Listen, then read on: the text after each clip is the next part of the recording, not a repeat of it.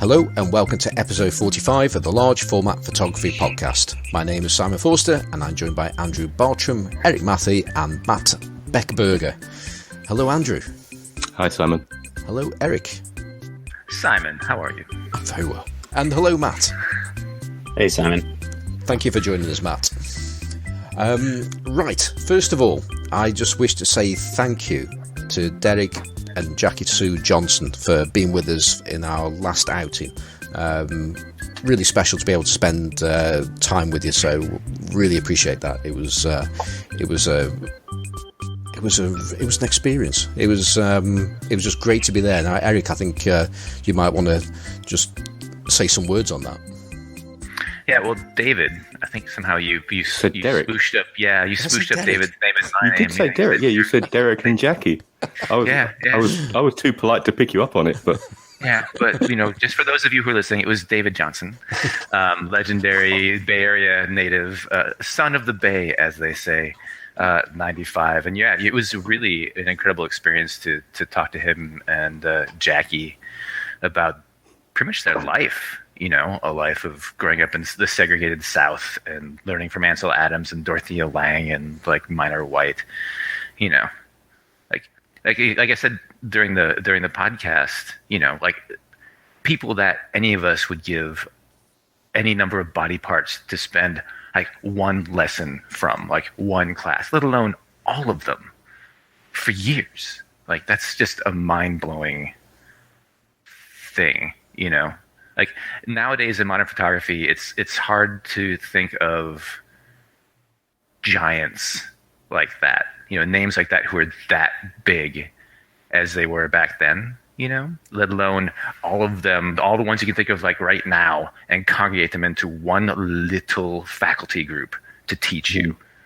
Like, so yeah, it's amazing. And just everything else that he did for civil rights and unionizing and everything else, like, they don't make people like that often anymore. So yeah, it was amazing. Exactly. Right then, this week we're going to do what we've been saying that we've been going to do for absolutely ages, because we have quite a few emails, not a huge amount of emails, but the emails are quite in depth. And Matt has come along to help us with this task. Shall we dive into the emails, Eric? Sure. Excuse me. Yeah, I mean, there's quite a few, and I just got them this morning. So there's at least one that's actually fairly technical in nature that I have off the top of my head absolutely no idea what the answer is. So thank you for the ambush, Simon, and just sending these to me at the very, very last minute. I appreciate that. But one of them, we'll start with this one, right? From Billy Sanford, Jr. Happy New Year, gentlemen, and potential guest. I think that's you, Matt. A quick question around your discussion on episode 43 about posting to social media. I don't post much. I'm not trying to sell my work and don't feel as though I am really taking pictures that are different than most. Feedback is welcome, but I'm not posting to get it. In a recent thread in a different group, one member playing devil's advocate observed that film shooters were people who had found the most inconvenient, complicated, and environmentally impactful way to create digital images. Meaning, yes, they shoot film, right? But for the end product being a digital file, presumably for sharing. I commented that while I did digitize, my ultimate end goal is to get a good image that I can then print in the darkroom. My digitization and sharing was primarily because it seemed like a way to engage with a community built around the common interests that we all have. So I guess that is my question for you all to discuss. Photography is a thing that connects us. Some of us do post regularly, but it may be a phone snap of something photography adjacent, which still does speak to our common interest. But to what degree, if any, do you feel like posting images is a part of our community engagement? A connection built around the one thing that we all do. Cheers, Billy Sanford. Well, I think that's an excellent question. There's a few things in there, isn't there? Really, and certainly, at first I was riling against that the initial point in there about it's an environmentally unfriendly and difficult way to actually ultimately produce a digital image to share on social media. And I know we've got Andrew here who's absolutely a printer. So it'll be interesting to see and hear Andrew's thoughts. But I can't claim to be a printer at all. I'm trying to learn how to print my photographs, but that's only when I've got access to a darkroom, which I haven't had access to a darkroom because of lockdown for some time. But even if I did, is printing my photographs really why I do what I do? And frankly, it's not, because I've never really been about printing photographs, except back in the day when it was pre-digitization, and you've had photographs and you had them in your hand. That was the whole idea of it. But I don't mount my photographs. I don't display them in my house. In fact, there's only one photograph in my house that I have taken, and that's up on the wall, and I didn't print it. Somebody else printed it for me and sent it to me. So what is my output? My output is digital. Because it is to share within the community. I don't feel like I have to share my photos in the community to be a valid member of the community. I don't feel any need to do that at all, and which is just as well, because I don't really take that many photographs. But then again, how many large format photographers take loads of photos? I mean, that's one of the reasons why a lot of us like large format photography. So ultimately, I haven't really got an answer to that, other than I just enjoy the process, and I wouldn't enjoy that process by going out there with my very capable Sony camera. I enjoy using that in certain ways, but the way I use my digital camera is just completely different from the way that I use my large format camera, or the film cameras for that matter.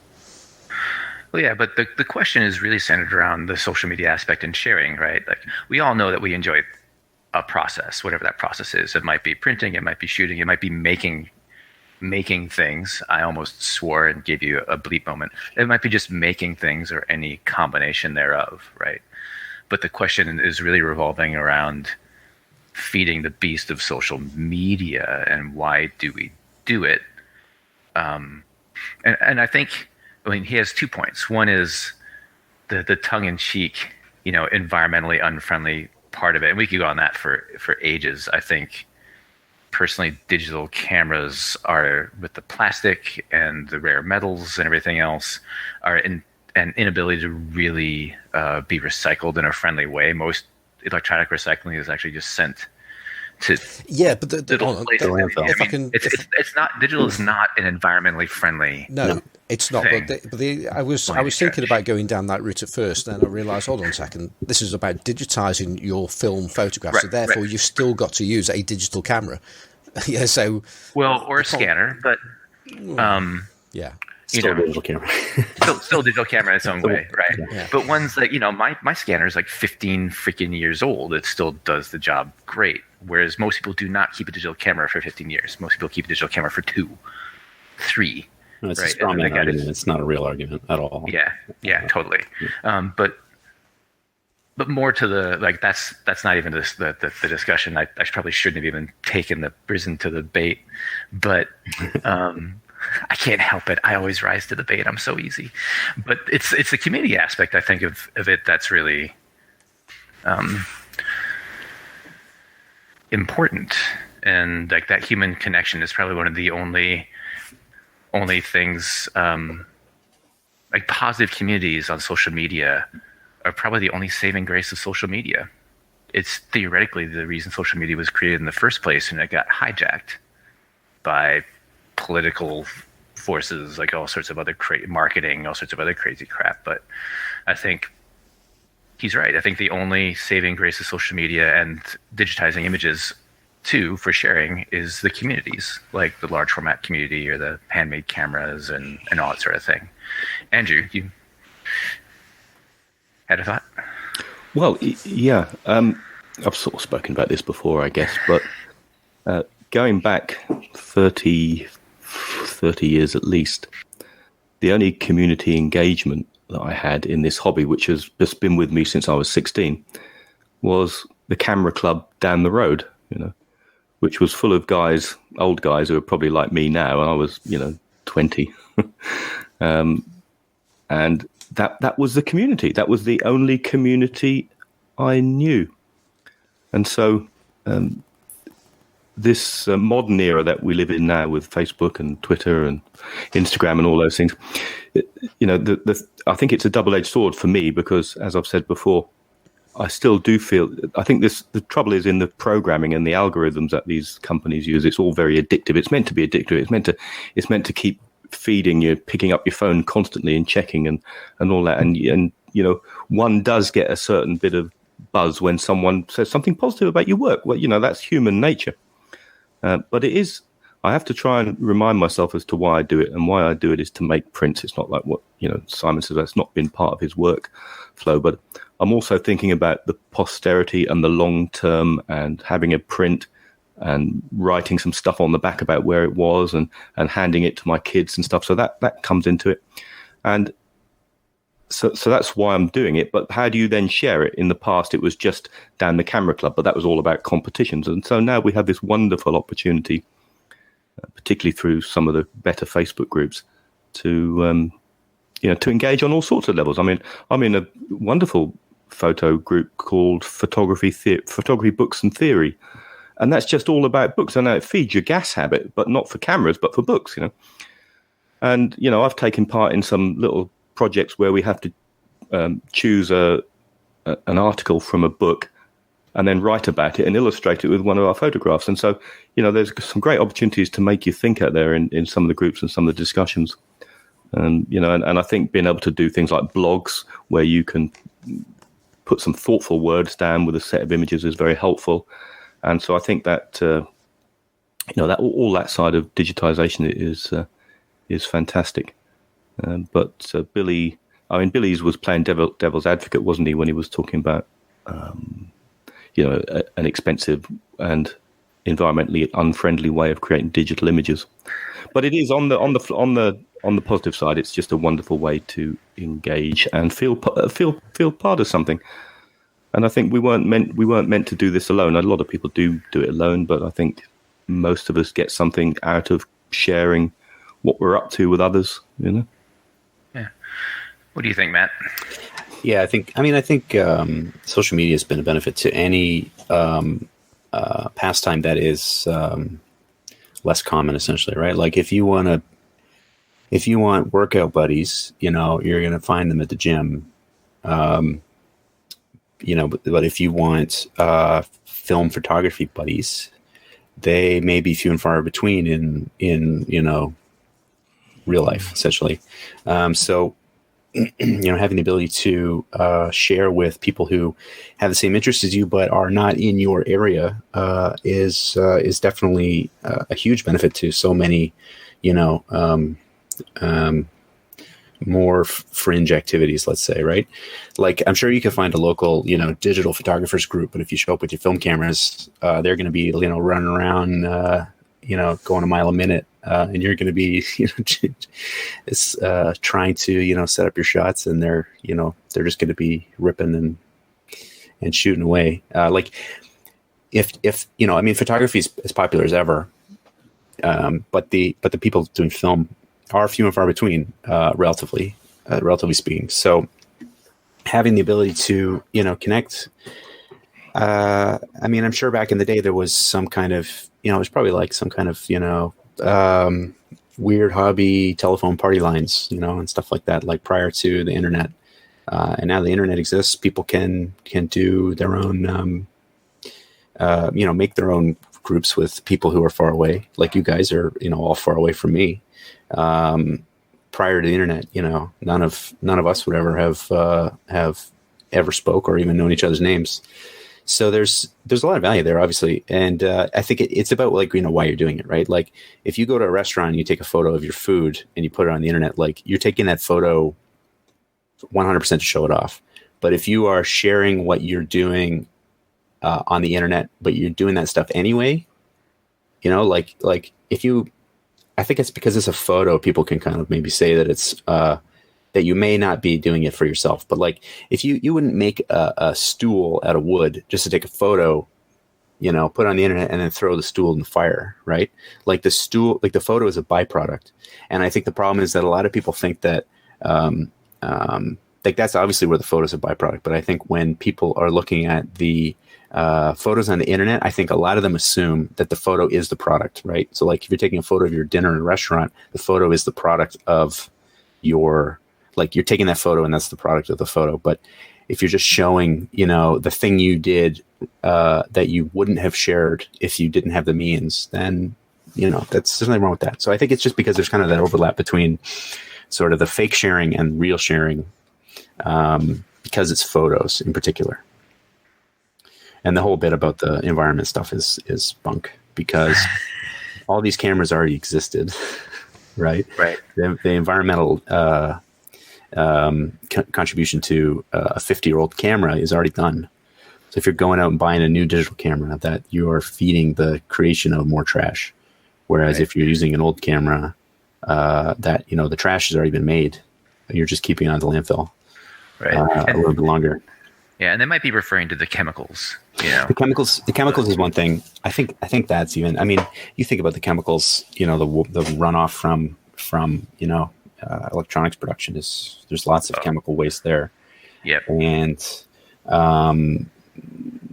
you know, you throw a circuit board in the ground, it's going to leach things into the ground that a piece of steel does not necessarily do. Right? Like things return to their constituents when you put them in the ground, generally. Right. And the constituents of a digital camera are worse than the constituents of a metal and glass and very little plastic film camera. I've had to restrain myself a few times in groups when someone gets on their high horses about chemicals, you know, because I mean I'm a darkroom printer and up until fairly recently, pretty much everything went down the sink, and it always has done. But I'm not producing loads and loads of chemicals, and I never really thought too much about it until I got shamed in a group somewhere. And so I do now keep my fixer off to one side. I've got no idea quite what I'm going to do with it, but the fixer is still being kept, and I'm going to need to move house eventually just to home it. Somebody said I can take it to the local waste recycling place, but I've no idea. Yeah, everything else goes down the plug hole. And then if someone wants to come and bitch at me about that, I'll say, well, okay, let's just not go there, because you can examine every aspect of your life and you'll be effing up the environment. You know, I challenge you, you know, look at the clothes you're wearing. This thing here, I'm wearing this fleece. I bet you every time it gets washed, it's releasing micro plastics into the ocean, you know, and that goes for everybody else, you know. And how do you get around? Do you have a car? You know, do you stick some household bleach down the bog, you know, when it's stained, or do you just happen to let it get stained and that's kind of the way you rock, you know? Do you not use any cleaners at all? Some people just use lemon juice. I got told off. Someone was having a rant about caffeinol. And they said, "Oh, it's environmentally friendly," and someone says, "No, it isn't, you know, because you're using, and you've got to use cheap coffee, and cheap coffee is coming from somewhere in Brazil, and they've cut down all the rainforests, and people aren't being paid properly." And I thought, shit, you know, there's not anything I can do, really. You know, I might as well just wear sackcloths and ashes. You know, thanks, Billy, for that question. It was really nothing about that, was it? Well, no, that part was designed to get people riled up. Yeah, we hit a spot. I think he hit a good spot. By the way, your fixer you can just take to your local. Wherever I haven't tried it yet. I don't. If I go to them and say, we have this household recycling facility, you know, about half an hour away, and to be honest, the guys in there don't strike me as the sharpest knives in the box, you know. And if I go and give them this container and say this is fixer, just tell them it has a high metal silver content. Yeah, silver. Okay. Yeah, and that's all you need to do. I've heard if you put there's something you can put in there. I want to say steel wool. Steel wool. Yeah. Precipitate the. I've never tried it. I think I might try it. Sounds like a good project. Yeah. I've never tried it. I mean, it's garbage anyway, right? So it's easy to try. I'd always heard that there are some places that would try to extract the silver out and recycle the silver for money, but right. Yeah, it's past me. I mean, if you're running a factory darkroom back in the day, maybe it was value. That might have been valuable, right? We did have silver recovery units then, I think. Yeah. For sure.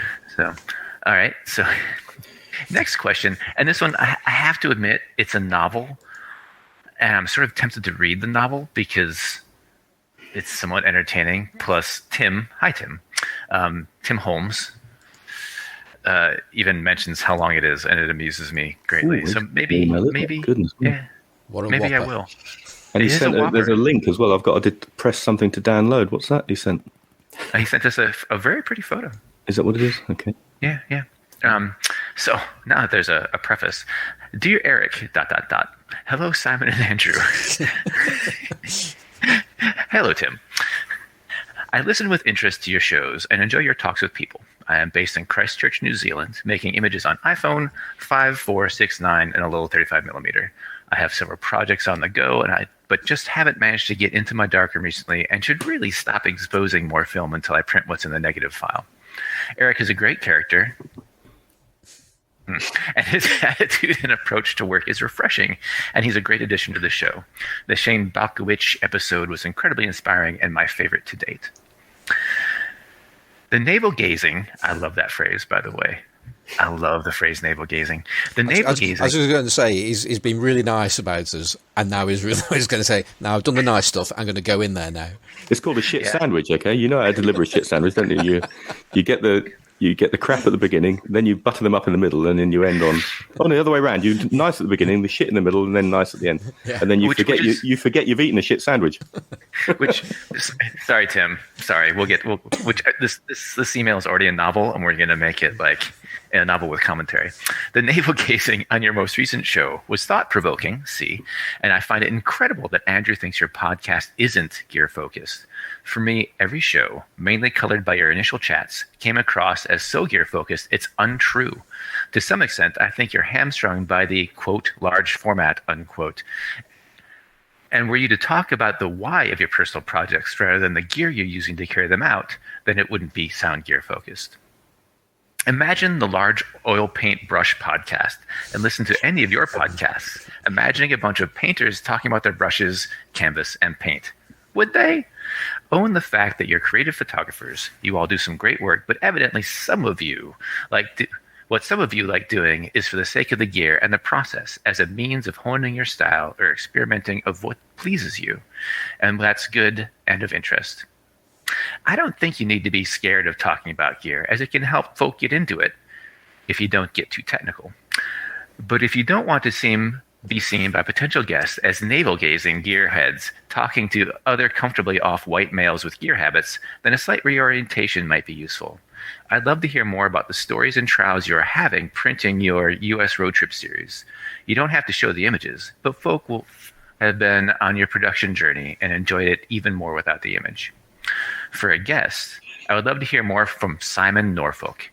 Look at his Burke plus Norfolk project. He'll give you a damn good critique of the show, too, I'm sure. He gave me a copy of his Burke plus Norfolk book for loaning him a bike while he stayed in Guernsey for the Guernsey Photography Festival in 2011. Or Jean-Christophe Godet. Godet? G-O-D-E-T? Yeah. Okay. Godet. A good friend of mine and director of the Guernsey Photography Festival. Last time I saw him, 2019, he was talking about using large format to do a project in the town he grew up in to tell a very interesting story. Ultimately, photography isn't about the format, though, so that will always be something of a struggle for your podcast title. Ansel Adams has an interesting tale towards the end of his autobiography of being approached by a gearhead asking questions while he was changing his 35mm film.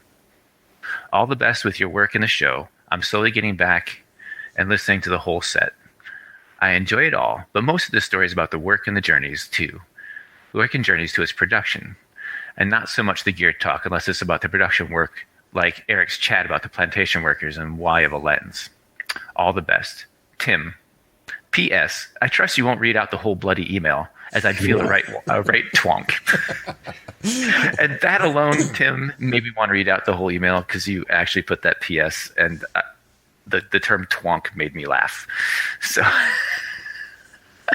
Well, the email isn't finished, is it? There's No, more. it's not. It's not. It keeps going. I just had to stop at the twonk. Attached is the last image I made that I'm happy with creatively. Carried out as a part of a light painting series in collaboration with abstract painter Mark Hammond in 2001. I sold my camera shortly after the onset of children. Yeah, tell me about it. And started making photos on 6x9 folders again in 2011 and have enjoyed Instagram since then as a way of honing my skills with a camera phone as Tim Holmes. Tim__Holmes. That's his Instagram handle. I bought myself another 5.4 kit last year and am remembering my skill set.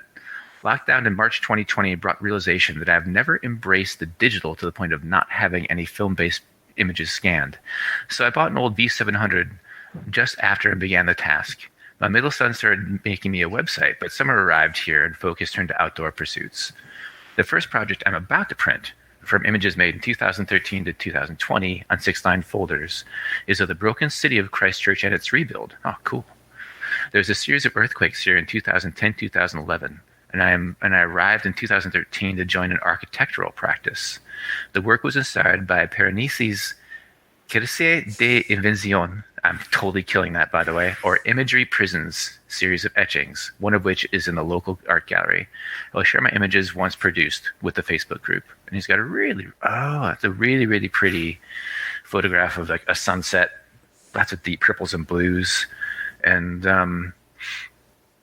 it looks like light streaks from probably somebody wandering around on the rocks with a headlamp. But it's a gorgeous photo. So, Tim, we have a lot to digest from Tim. Well, I think it's a nicely self-contained email there, really. I mean, my takeaway is to stop talking about what we talk about on the podcast and just do it. That's one thing. Yeah. But yeah, you can't. It's impossible to get away from gear with the name of called the Large Format Photography Podcast. because that frames the whole show. But the other side of it is, we are trying to make an effort, and we've done it in the past with some photographers to talk about their experiences and journeys, and certainly we absolutely got that last week. And we want to do more of those things. So I think, the navel gazing was just we sort of just wanted to bare our soul a little bit, and just to give people an idea what we think about when we construct the show. Well, and I think to a certain extent, everybody here, and I include Matt in this everybody sort of phrase, like we all shoot, but we all also have a bit of a focus on making things, right? Simon's 3D printing. I, for whatever reason, make lenses, and people seem to like them in a small. I don't know why. Andrew does a lot of printing and enjoys his darkroom time. Matt, you make, of all things, you make camera meters, external camera meters, which goes a bit beyond me cobbling together a lens out of wood and like a bit of glass, and probably even a bit past Simon's 3D printing, because you actually have to do like serious electronics and miniaturization of electronics to do that, which we'll get to because I'm hella curious. But we all enjoy producing things that aren't photographs, and so we sort of can't help but dive down those rabbit holes sometimes because it's part of like I produce photographs in the darkroom. What do you think I'm doing in there? Well, you know what I mean. Like it's not just about shooting. Like you're in there making things with your hands in a darkroom, right? I think I've just got a selective memory. I think back to all 40 odd shows, and that I don't think there've been that many when we've just focused about gear. Personally, I've always tried to get the conversation down the what's behind the image route. Many of the guests, well, not many, some of the guests aren't even aware what lens they used. I was thinking that was Alice Tomlinson, for example. That show stands out, I suppose, as if you wanted to point a prospective guest to a show which really wasn't gear focused. That one stands out. But there was a lot more. Some of the early shows when we had Steve Segersby on, that was very much about ideas than gear. Well. Greg Oates, yeah. So it depends, I suppose, which shows you've jumped in at and listened to. But we have a mixed, a curate's egg of an audience, if that's the right expression. A mixed bag, and it's good. I think the way we're going to try and do it is have more arty shows and then sandwich them with more sort of geary type shows. Go back to that model, which is fine. We aim to please. I don't think there's anything wrong with the large format in the title, because it invokes the anybody who's ever shot large format understands that there's this very it's much more elaborate procedure than a lot of other probably any of the other ways to shoot images, period. So I don't see any reason why that can't it doesn't have to. That's not necessarily about gear. It's just it's invoking a process, right? Like that large format is a process. Yeah. There's equipment involved, just like there's equipment involved in any image taking endeavor. But that you're invoking or you're telling the listener, we're talking about the large format process, and it's the mating of the artist's intent, the gear that you use to do it, and the process that you interact with the gear in order to fulfill your artistic vision. But that's, I don't think it really has anything to do with the gear per se. You don't have to get technical about spherical aberrations or whatever if you don't want to. You can keep it to film holders and lenses. It's like you could talk about painting by talking about, a big brush, small brush. You don't have to talk about what kind of horsehair it's made out of or whatever. Right? Although painting nerds really get into that. For sure. That's my point. You can drill. We all know there's two things when you learn about anything, there's two things you learn. There's infinite depth of technical detail you can get into, and there's infinite money you can spend on something. Right. Right. Yeah. I'm sure you could buy a $5,000 professional hula hoop if you wanted to, right? Like you can chase any interest to the to bankruptcy, but I think maybe this guy, the writer, is maybe throwing out the baby with the bathwater there. That because you said large format, you are invoking a certain set of things, but I don't think you're pigeonholing yourself on gear only in that. But I think we all have a keen interest in gear that, for large format, you need a keen interest in gear, right? Like you could have an iPhone and take pictures with it and not care in the slightest how the iPhone is doing anything. Because the bar to entry to get a picture is so small, but the bar to entry with large format is high, right? Like, right. You got to know what you're doing. You're going to screw up. Even people who know what they're doing still screw up all the time. I'm constantly leaving my lens aperture open and pulling on my dark slide and then realizing that I've still got the friggin' lens open. Dude, mm-hmm. Yep.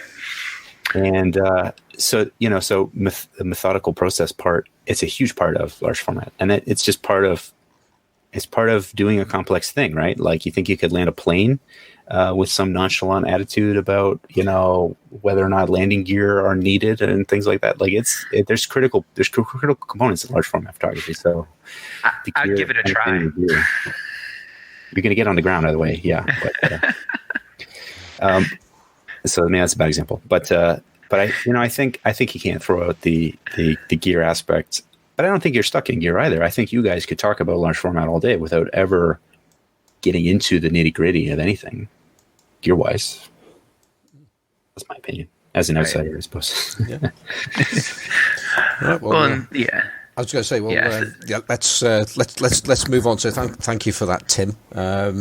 So should we do another email? Yeah, and Tim, don't feel the right twonk. It was seriously, dude, don't feel the right twonk. I loved the entire email. There's a lot of interesting things in here. Possible guests, artists who are doing cool stuff, your own work, which sounds really cool. And yeah, man, thanks for writing in. Can I just make a plea though for Ko-fi donations to be directly proportional to the length of the email? I had to work on that one, and actually, this we'll do the technical one that I think, or I'm hoping that Matt can help us with, which actually will also, I think, allow us to ask you about your current project as well, because not many people do what nobody actually is doing what you're doing. So now that I've done the teaser, let's talk about the email from Michael Wellman. Matt. Who's Matt? Okay, Matt. Hope you're doing well. Last year you made a nice video on image circle. I have a basic understanding of the principles, aperture, focus distance, effect circle. Where I am having some difficulty is understanding the difference between a lens stated image circle and what people are saying they're able to use a specific lens on a format. Case in point, the Nikkor M 450mm lens. Nikon and all the references that I can find give the image circle of 440. However, there are photographers out there saying this is a great lens for 14x17 and 12x20 format, which has an image circle of 560 and 583, respectively. How can this lens cover those formats, which clearly have an image circle much greater than the stated in the reference guide? On another note, I wanted to make you aware that there's a new photo group on Facebook, Ultra Large Format Photography. You should check it out. I just got my 14x17 from Richard Ritter. I love this format. This may become my favorite camera. Till my order comes from Ilford, I'm shooting X-ray film. Great way for me to run through the paces on this new format for me. You are right when you say this film scratches easily. Truth. Just look at it the wrong way and it scratches. Thanks for all that you do. Hope you have a happy and safe Christmas. And this camera is gigantic. So I can. He sent a photo. I sent a photo of the camera. That's huge. I thought Michael was being prescient and actually addressing his email to our guest today. Yeah. But then I looked at the date, which was 4th of December. So I guess he just thought we had Matt Marrash on the show or something. Maybe it was him who did the. I guess Matt Marrash would have done this. In fact, he did a great. He did. I was watching his YouTube video just the other day on image circle. So I think he was thinking of Matt's video when he wrote the email and addressed it to Matt, who actually isn't one of our hosts. Yeah, that gave me pause. I was like, which video was that we made? So you can, for folks listening, if you go to Matt Marrash's excellent YouTube feed, which is Large Format Friday, and go back a month or two, there is one on image circle. And I watched it just the other day because Neil Piper had popped up in the thread and was asking about why he'd used this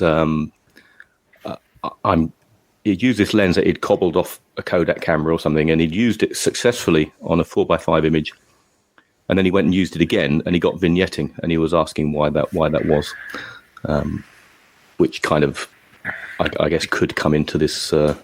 Because it probably has. Matt, but if really, I could just point everybody to Matt's video, and it's an exceptionally well explained concept.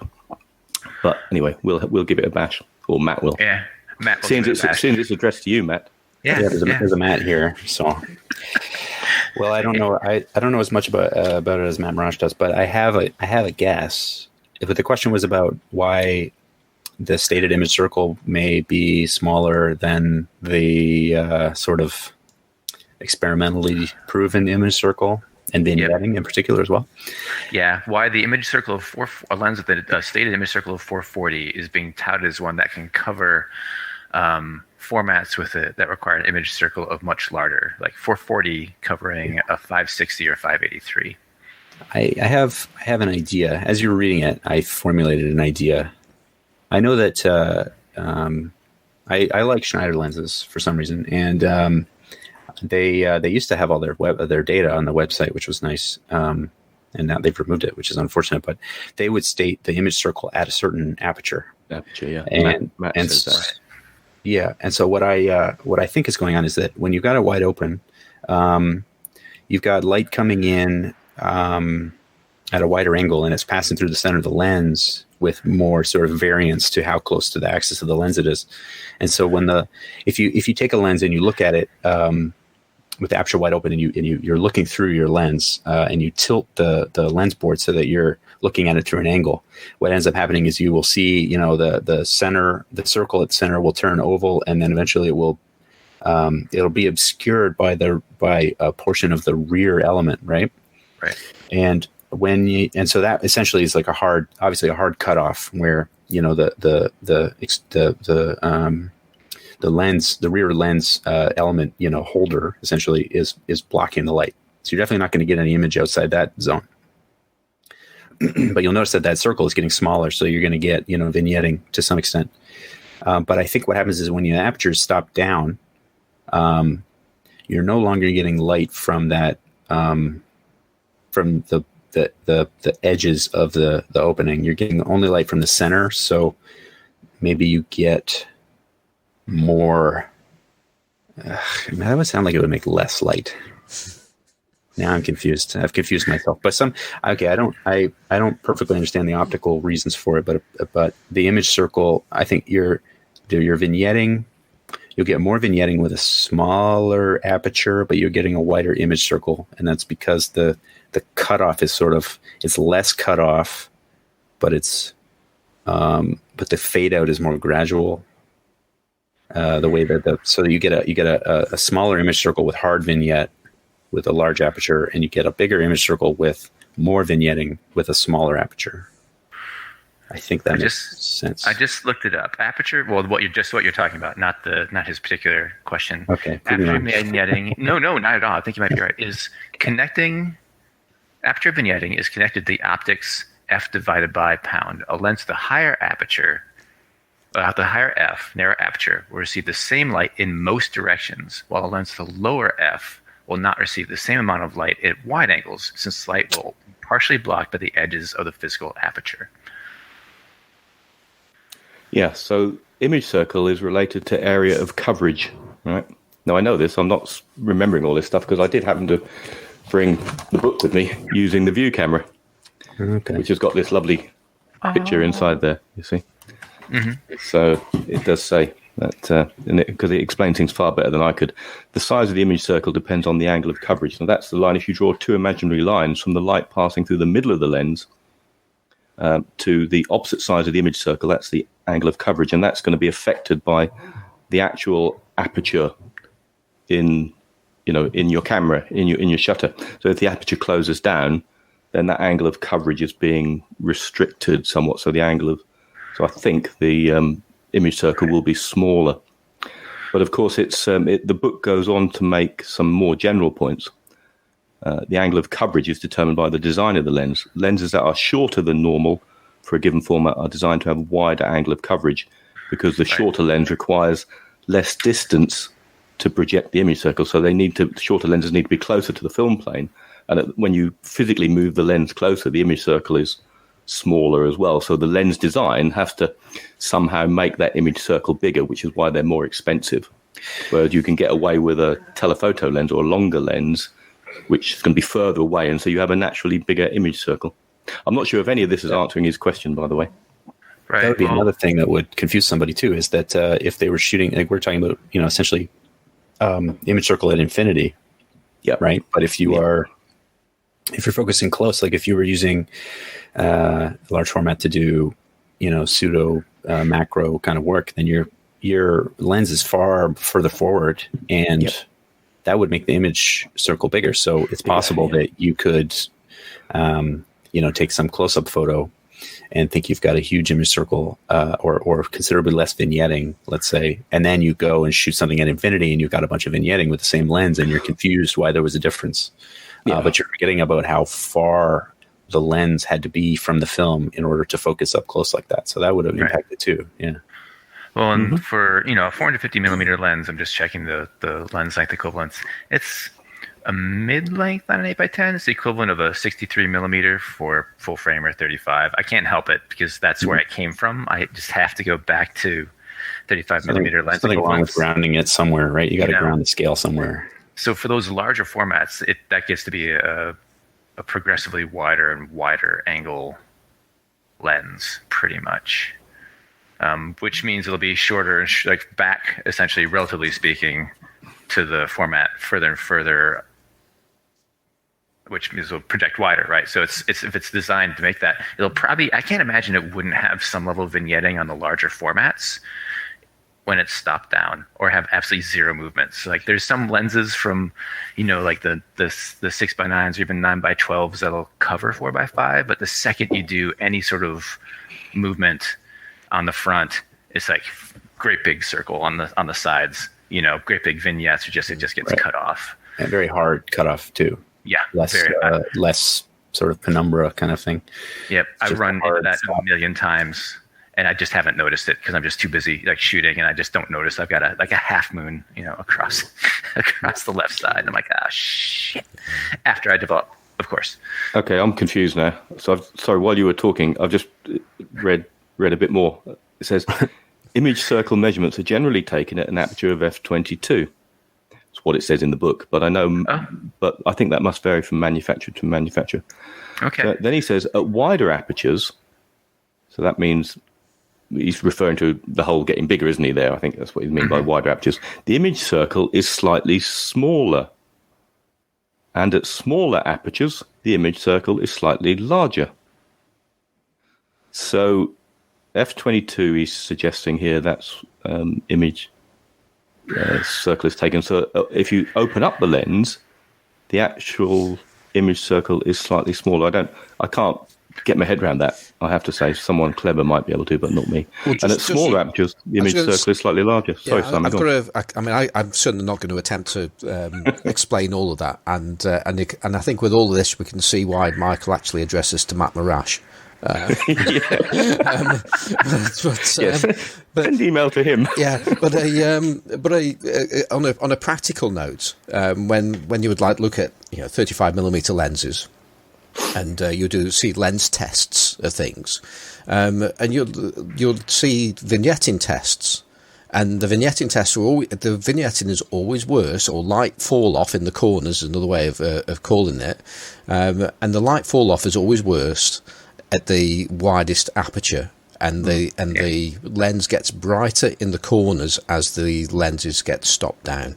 So that goes again with what you've just read out in the book there. But the actual optical process for why that's occurring, we need somebody like Jason Lane or Matt Marrash.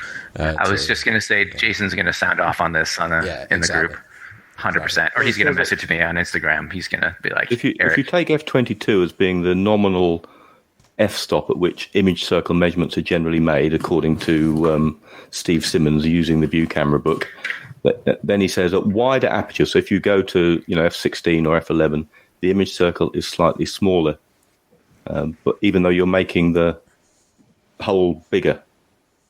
Yeah. And at smaller apertures, the image is slightly larger, even though you're making the hole smaller. And I just can't get my head around it. But hey, I think it has to do with the way that the rays are passing through the aperture, and that the smaller aperture is more discriminating. Right. It tightens the light up. Because all the same number of photons are coming in the front. Mm-hmm. But some of those photons are dying on the aperture face, and some of them are getting through that hole. Right. And so the ones that are getting through the hole are more naturally aligned with, I guess, the desired ray angle, which is why the depth of field grows. Mm-hmm. Like if you think about a pinhole, right? Like a pinhole is the logical conclusion of an aperture, I guess, right? Where you don't even need a lens to do any light ray sort of correcting, because basically the only photons that get to the film are the ones that are so perfectly aligned, they go firing right through that tiny hole, and they get to exactly the right opposite spot on the opposite side of the film. And all the light that's just doing, silly, going every which way from the subject way, and there's a trillion vectors of light coming at that pinhole, but only the ones that are lined up nicely get to the film in the right spot, and all the other ones die on the face of the pinhole. Right. So the aperture, I think, is doing the same kind of thing. So that's why the depth of field increases. So if I can ask, how does that same sort of thing play into? Because I don't know if it's a side hustle or a full-time thing now, but you make light meters which is mind blowing. So how does that same like the way the light comes in? You can essentially think of like you're making a spot meter now, or you're working on making a spot meter, which is essentially its own miniaturized camera, right? So how are you working? It's a one pixel camera. It's a one pixel camera. Well, and it doesn't save the image either, but it's yeah. But it's just sort of the same thing. Like you're taking light in and you're measuring it. But how does a spot meter like work in that way? Because it's like you said, it's like a camera, but it isn't. And hello, cat. Sorry, Matt just picked up a cat, and I just had to say visitor hi. trying to stop her from stomping on the keyboard. So my previous meter, the first product I built was a reflective meter, a wider angle meter. So it's 45-degree cone. So there's sort of a rough rejecting shroud around it, which blocks the majority of the angles really to focus on a 45-degree cone out the front of the meter. So essentially, light rays that are aligned or that are coming from a source or bouncing off something within that 45-degree cone will reach the sensor. The rest of them hit the side of the meter. They hit the baffles that are inside the meter opening, because the meter is essentially the sensor is essentially at the bottom of a small tube, right? As a shroud, you can think of it as just a tube. And so the longer the tube is, the more restrictive it will be. So you're getting less photons, but you're getting photons that are coming from a more specific place, right? Right. So that's in a it's effectively like a very large pinhole. It's not a good pinhole. It's a very bad pinhole essentially. But there's no optics. Then in the spot meter there is a lens. So there is a lens that's actually, so essentially there's a shroud to reject totally stray light. Light coming from the sun above. I don't want that, I don't want that hitting the lens, creating a flare or whatever, right? It's the same reason you use a lens hood. And so the light will come, so the light is coming in, a lot of it is restricted already. It reaches a lens, which then is taking the light that's actually reaching that lens and focusing it down onto the sensor itself, which is essentially a single pixel camera, a digital camera that doesn't save a picture. And so the light is getting concentrated down there. And that lens actually, so there's only a small portion of light sensitive material, way down at the bottom of this optical tunnel, right? You can make a spot meter just by putting a sensor at the end of a lengthy tube. And wherever you aim that tube, it's like looking through a paper towel tube or a good example, maybe like, gift wrap cardboard tube. Right. You put that right up to your eye, you can only see, that's probably like a 1 degree spot. It's a very small little space at the end of that tube, right? And wherever you're looking, all the light that you see is only what is coming, is only the rays that are aligned to enter that tube naturally, right? Doing it with a lens lets you not have to have a tube that's 3 feet long. Right. It lets you shrink the system down. Right. And it lets you keep more of the photons too, probably, because you're not losing as much off the walls and stuff. Right. So how did you we run into people and like you as well, like we all eventually, I think, well, I shouldn't say we all, that's a generalization. A lot of people end up making cameras or modifying lenses or doing things like that. But I in my 20 some odd years in photography, you are the only person I've ever heard of and now met who's making meters. I think most of us we end up buying used meters, like, Minolta 4Fs or old Gossen Pros, and we scavenge for these older pieces of equipment because nobody is producing. I don't think. Well, producing. No, I mean, you can buy tons of meters. You can spend. Well, so spot meters. My recent foray into spot meters has been because there is a lack in the market of spot meters. Right. You can buy your 50-year-old Pentax spot meter V. You can buy a brand new Sekonic 758. 758, yeah. But I think that they start at 600 US. Correct. Gossen has one that's I think 500 US. So you are, and that's like a one-stop shop meter too. It's incident, reflective, and spot. Yeah. So it's a good piece of kit, but it is very expensive. like a Mercedes-Benz might be a nice car, but that doesn't mean you have 80 grand to spend, right? Right.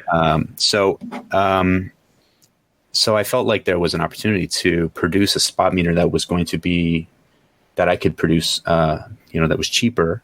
And one of the ways that I was going to reduce the price was to actually eliminate a pass-through viewfinder on the meter itself. So the meter that I designed is very small because it doesn't contain any viewfinder optics at all. It uses a sort of an alternative method of aiming, which is you use both of your eyes at the same time. Voigtlander actually made accessory viewfinders. It's called the Voigtlander Contour. Yeah, Kontur. I think Simon knows about those because he was filling in the gap there. I was mouthing it, and you were saying it because it was something that we chatted about on the not large format, on the Classic Lenses podcast a couple of months ago, where my two co-hosts are generally obsessed by rangefinders and viewfinders that go on them, and they'll just talk forever about them. And I just happened to buy this.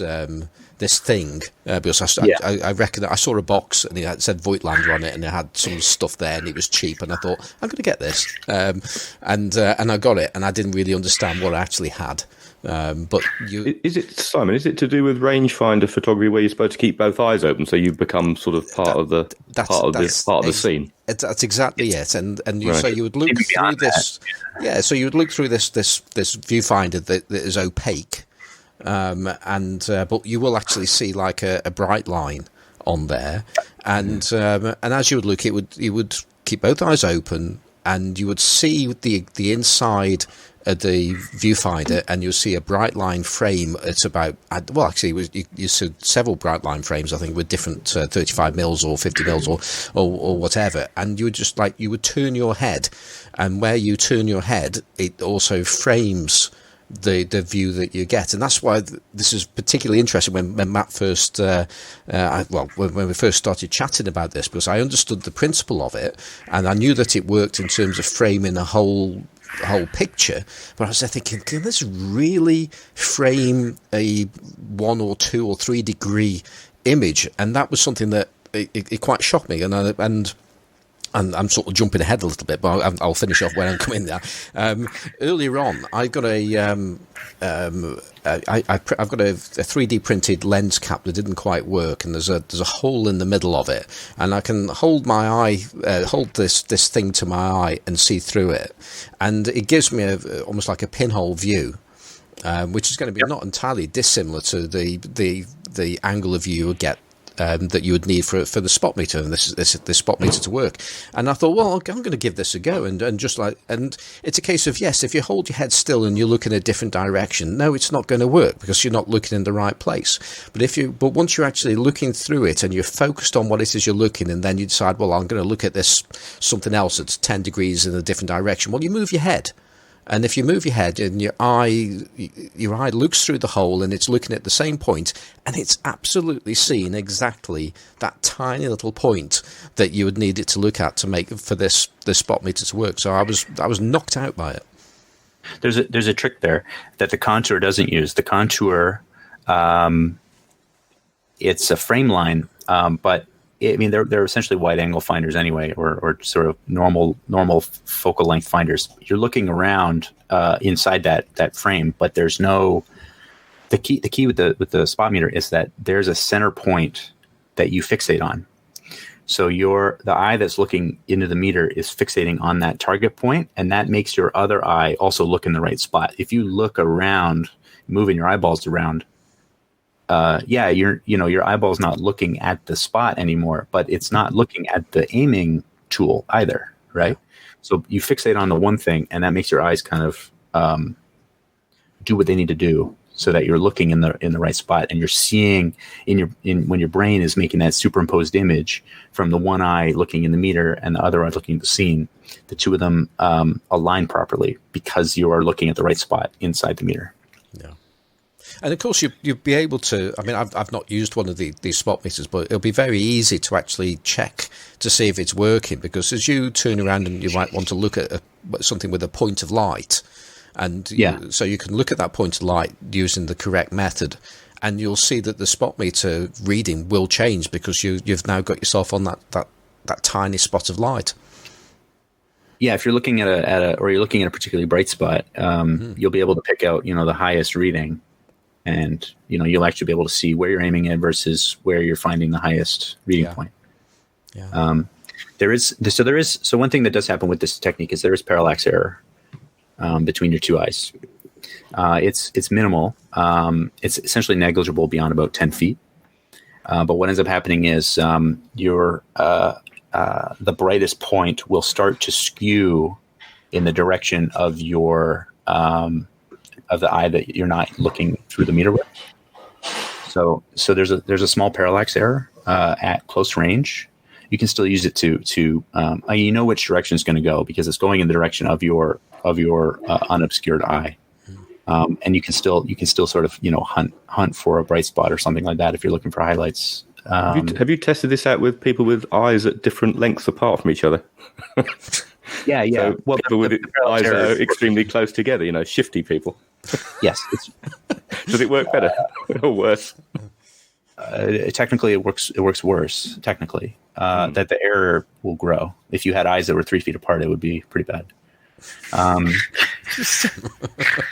But at with a 1 degree spot, it ends up being the error is negligible. Like the error is half a degree at 10 feet or something like that. So it becomes less important the further distance away. I mean, realistically, at 10 feet, you're so close, you can just sort You're of not walk going to use up a spot meter. I'm not going to use a spot meter at 10 feet, really. Exactly. Well, I mean, I might, just because if I have it, I just tend to fumble with whatever I have in my pocket. But I guess it still brings me back to the original question of so you saw that there's a market. Is this something that you saw it was a market need, or just something you're like, I've always wanted to make a light meter, It was both. I mean, I have the big honker spot meter. I have a Pentax spot meter V. I think it weighs like a pound. Like it's very large. I hate wearing it around my neck because I'm liable to beat myself to death with it by accident. And it's kind of gun-like, which even in Canada, I don't really feel too great about holding up something to my face and that it has a pistol grip. I'm just sensitive to it, I guess. Try being it in America where there actually are a lot of firearms. People have had the cops called for less. Weight, size, and versatility were kind of several factors that made me want something different and better. And then I also saw that the prices for these old meters are a little bit crazy, particularly things like the Pentax digital spot meter. The later version of this analog one are going for $300 to $400. I think that's Canadian on eBay, which is insane for a piece of electronics from the 80s. Who knows? That thing could die tomorrow. You have no. There's no guarantee of future reliability there that you're going to get your $400 worth of use out of that thing. So the new options were very expensive. The old options are too expensive for a lot of people to justify. And so I thought, other people probably want this. That used market price is evidence that there is a demand for this kind of product. And I had just finished building my previous product, which was pretty successful. Was this shoe? It's a accessory shoe mounted meter. It's very, very small. I don't know if you guys have seen it, but it's extremely small digital light meter. I was going to say, Matt. I think that we really because we've gone a long time without actually properly introducing you. And Yes, who are you? Yes. And because clearly you know what you're talking about. You've demonstrated that quite ably, and you've got. You do have some very specific knowledge about on the electronics and light gathering, because you've been using the word photons. And but also you're a large format photographer. You build your own large format cameras and things like that. But you're actually the man behind Reveni Labs, which we've not used those words. I'm not sure if I've even pronounced that correctly, but no, that was perfect. Oh, that's good. And and I'm just thinking about calling David Derrick earlier at the start of the show. I'm not going to live that one down. Reveni Labs, if that might actually. Some people might be thinking, I've heard of that somewhere, and that was the name of your company and your first product that you kickstarted and successfully kickstarted. Was that completely all last year, or did it go back into 2019? That was the Kickstarter started the end of February 2020. Right. And finished in the end of March, and that raised $124,000 Canadian, which was about 770% funded to produce what I was calling the Reveni Labs light meter, which is it's a shoe mounted digital light meter that's it's very, very small. I wanted to the original impetus was to make a light meter that you could mount on your camera, so it's particularly for things like 35 millimeter rangefinders. Where your either it had no light meter because it's sort of a budget camera, or it has a selenium light meter that in the intervening 50 years has gone dead or whatever. Those meters they don't live forever. The selenium cells go extinct over time, and so there. It felt like there was some. It was something I wanted too. I have so many cameras that don't have meters or have dead meters, right. So something I wanted, and I thought it would be something other people wanted too. And so I set myself the goal to try to design a meter that fit within the footprint of the standard ISO flash shoe, which is so ubiquitous on so many cameras of the past 100 years. So I set about designing one that would fit that, and so I did. I designed this tiny meter, and once it was ready, I put it on Kickstarter, and it was quite successful. And I actually ended up quitting my day job to continue to produce products for this Reveni Labs company that I created. And I've seen your meter in the flash bus. I visited. Back in the days when we could go out and see people and meet people, I dropped in more than a few times at Steve Lloyd's house of Chroma Camera, and I saw your meter there, and I was really impressed with the one. You get so much into such a small space and actually still be usable, also I was struck. Obviously I have an interest in 3D printing, and I was struck by the quality of the 3D printing there, which is you're using a completely different process. Well, it's an industrial process. I don't think you're going to be doing that yourself, are you, in your home? The way that that was printed, is it? That's right. No, it's not SLS. It's very similar. It's called multi-jet fusion. Mm-hmm. It's a powder-based system, but it uses a binder and ultraviolet light to cure the powder. Yeah. Well, the finish of it though is exceptional, and the quality. So you've got some really small. You've got a little battery tray that's really, really small, and you can. And it works exactly in the way that you expect it to. So, sometimes 3D printing gets a bit of a bad reputation as being sort of low grade. Well, it's in the case of what you're doing there, it's certainly not. Yeah, the material, the nylon, it's quite robust. It's it's tough. It's flexible. It's not brittle or anything like that. And it holds up to wear well. It wears quite nicely. It almost gets better looking as it gets worn. If you I have one of the little carrying cases which is made of the same stuff, and it's been in my pocket for 6 months. I think it looks better now than it did when it was printed. As it's sort of taken on a sort of a polish, and that the material is really nice. But it's very expensive. The system that they use in the machines are very expensive. But it allows you to get a complex part. It's isometrically stable. There's no XYZ strength issues at all. And the geometry, you can print totally unsupported geometry and things like that.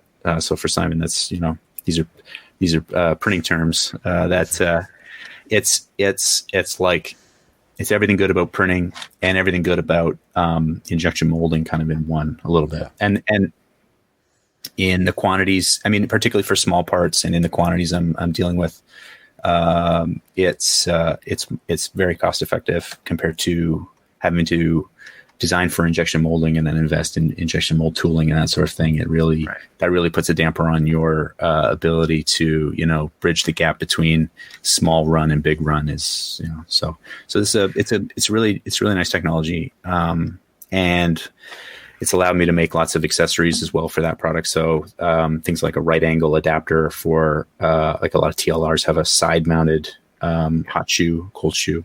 So there's right angle adapters and there's all these different things. There's a wrist strap. So there's all these, I have a number of accessories. You can mount it on your finger, can't you? Did I see that or am I making that up? Yeah, there's a finger mount. There's a ring. I'm metering you, sir. Yeah. There's a ring. The ring sells pretty well, actually, which is funny. I think people buy it as a joke. I made it as a joke. People buy it as a joke too. But so it's a really great technology that's allowed me to flourish with this product, which is great. So your initial meter that's clearly gone down incredibly well, and that obviously then gave you the encouraged you enough to believe that that the market was there for this new product, and and so it's made of a similar kind of thing. We've already talked about it in terms of the way that it works, but this is going to be another Kickstarter. Is that right?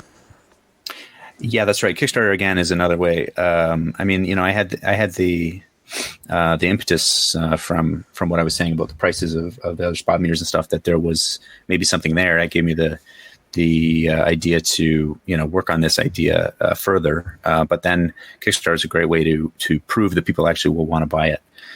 So that's why it's going to Kickstarter again as a way to get commitments essentially for purchases. It's a great way to get an initial product run going. When's that going live, Matt? That is going live February 8th. Which is a Monday. So it's 2 days. This recording. What time? I think it's going to be. I was thinking about noon, but I think maybe I'll do it in the morning to help with the Europeans. Which it runs for 30 days. It's not like which time? So your time zone in Ontario? Yeah, let's say 9 a.m. Eastern. So that would be 5 hours. And 2 p.m. GMT. I think. Mm-hmm. Yeah. 6 a.m. Pacific time for you folks who are in the earlier time zones like me. And if you're listening to this in August, then you've missed it. Well, no. I'm not sure when this podcast is actually going to go out. Actually, that's a thought. It might have to be just after. You can put it out tomorrow, Simon. Maybe tomorrow you can get it out. Yeah, it's totally fine. It's a 30-day campaign, so you won't miss it unless you're listening. Months down the line. Yeah, it's in which case you should just go to the website and buy one. In which case, I might be able to just order it. Yeah. You're going to do different early bird things and stretch goals. Is stretch goals appropriate to such a thing as? This? You know what? That's the thing. I don't have any good ideas for stretch goals. Stretch goals. I was reading about stretch goals, and generally, if you don't have a good reason to do a stretch goal, like a lot of stretch goals are things that don't cost money. Like it costs time, but they don't cost money. Like you'll create another character for your video game or whatever. Mm-hmm. Stretch goals where it ends up costing you more money per backer because you added an item to the set is probably generally not a great choice for the Kickstarter. It's a little inside baseball for the Kickstarter operator, but I don't have any plans for stretch goals. I also don't have any early bird plans either. Early birds are another sort of bizarre thing that anybody who's hunting your early bird is still probably just willing to back your project anyway. So it's actually a psychology thing. I once went to it wasn't Kickstarter. There's another one of those, like fundraising services, but this one was geared around nonprofits. They did a thing. They're based in San Francisco. I can't remember which one it was. I do a fair amount of fundraising with my bicycle trips, and they said that one of the things you need to do to run a successful fundraising campaign, which I think applies to Kickstarter, is people like inherently don't want to feel like they're backing a loser, and so they're like, before you even open it up, get commitments from as many people as possible, so that within the first 24 or 48 hours, whatever goal you've stated is like over 50% or 60% reached. Because people will go, and then psychologically, even if there's something they're super interested in, like a light meter, they'll go and be like, "Oh man, look at that! It's going like crazy," and they're way more likely to put the money in than if they go 2 weeks in and you've only got 5 backers. Yeah. And so I think the early bird thing is if you aren't getting enough people pre-committing before you even start, to try to get that in. Because the more people you get in, the sooner you get them in, the more funding you get, the more likely you are to get more funding. And I think you probably saw that with your instant meter. I did. Yeah, I did. But I think I'm going to try it this time. Yeah, I mean, now you've got like a bit of market cachet. Like I've seen your instant meter in quite a few places. I'm not an unknown quantity the way that I was the first time. So, right. Matt, can I ask you a little bit about the functionality? I watched Todd Carell's video, so I got a fair idea of this. I think there are 4 different sort of modes you can switch this thing into. Well, I've got a Minolta Spot Meter F with a close-up attachment, weirdly enough, which I only found recently, and I've no idea why I'd want to use it. But anyway, it means I can spot meter from about 3 feet. Okay. So I tend to use mine either picking out a mid-tone, like Todd was doing on Barn Door or something, I think. But more often than not, I'll either check the brightness range, from the usable shadow that I want to use to a highlight, which I still want to get detail in my print. Yeah. So even though the film might be capable of rendering 8, 9, 10 stops from deep shadow to bright highlight, all this is getting compressed when you lead to a darkroom print. So I'm looking to be on the safe side of typically sort of 5 stops between a usable shadow that I want some detail in and a highlight where I still want some texture. So I use a spot meter for that.